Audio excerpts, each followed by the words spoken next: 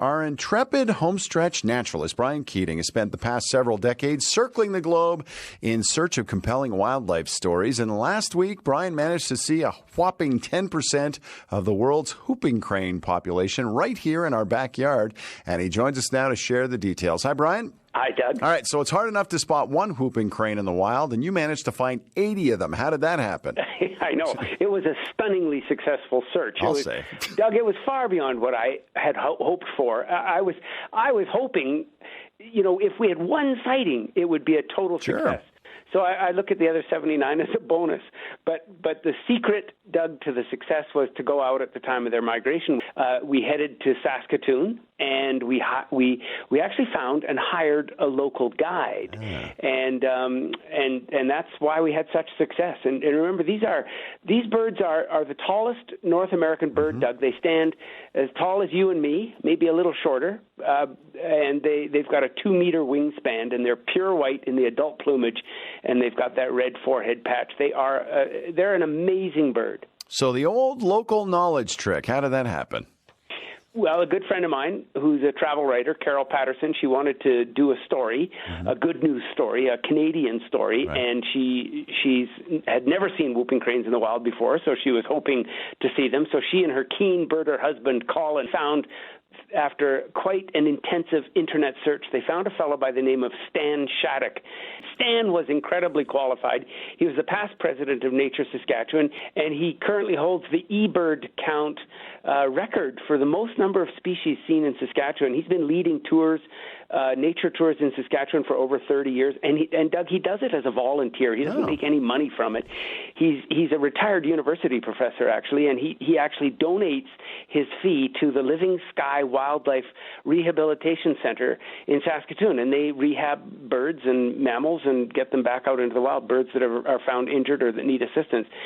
Anyway, we met up with him on the outskirts of Saskatoon. We drove in our small convoy about 80 kilometers north to a place where there were several wetlands and adjacent harvested wheat fields.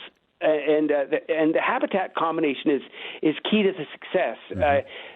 Stan told us that the cranes are up early in the morning to feed in the fields. They're eating spilt grain, and then after they head to water for safety and rest, and then they come back in the late afternoon for another feed, and then they head back to the water bodies for overnight. So that water body field combination is important. They've got to be close together, and so really, in a sense, the real credit goes to Carol for locating Stan, and he was just a brilliant guy to be with. He was totally understated and incredibly competent. Brian, whooping cranes, the quintessential Canadian endangered species that we've heard about all of our lives. Has something happened to their numbers?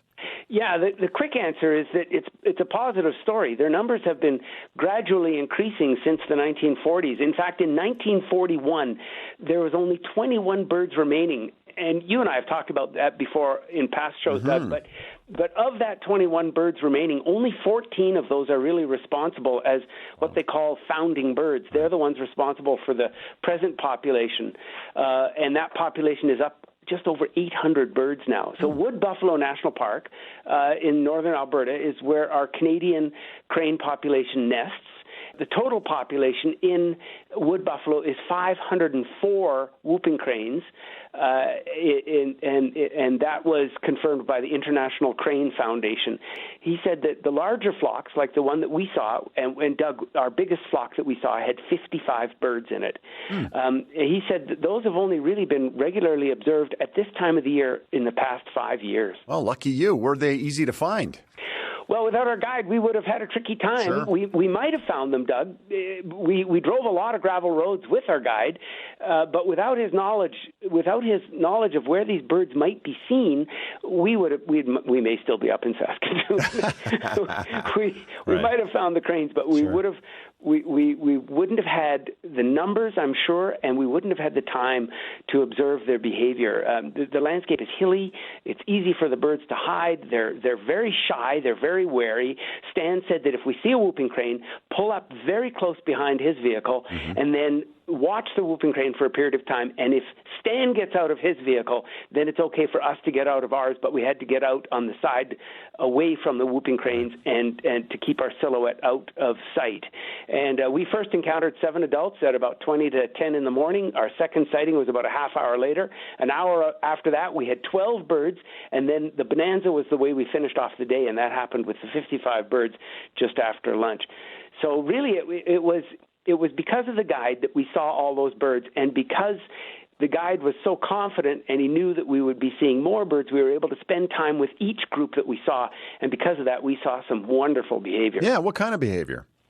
Well, we saw a lot of feeding, of course, and It's interesting to watch them feed. They move very efficiently over the stubble. They're picking up wheat that's left behind after the harvest. We saw lots of preening, of course, of resting, but Doug, the most entertaining was to watch wings spreading and leaping in what I would define as dancing. And, of course, the whooping crane dance is famous amongst crane observers. My wife thought that they were kickboxing, but apparently the whooping cranes, the males will dance in front of the females to show off, to show their agility and their ability, and because it takes several years for a pair bond to develop, but once that bond develops, it's a bond for life. And I would also call some of the behavior just feisty behavior. You know, they're getting a lot of high-protein food out there. Brian, once again, you are the luckiest man on earth. Thanks for this. Stay well. You bet. It's just a drive to Saskatoon. It's easy.